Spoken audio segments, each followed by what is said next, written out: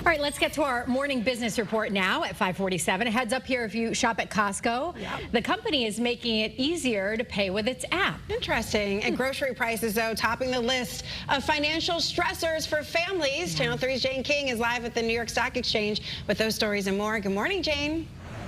Hi, Tracy and Caitlin. Good morning. Yes, the majority of Americans say the rising cost of groceries and food is their top source of financial stress, and they want the government to act. Now, that's according to a survey by Global Strategy Group on behalf of the Kitchen Table Project, which is a policy initiative that researches how the cost of living affects middle-income families. That project is led by Lael Brainerd, who served as director of the White House National Economic Council under President Biden.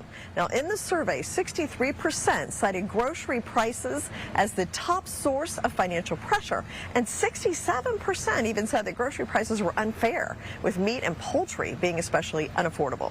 Well, Connecticut comes in right in the middle of states when it comes to doing business. CNBC ranks Connecticut 23rd.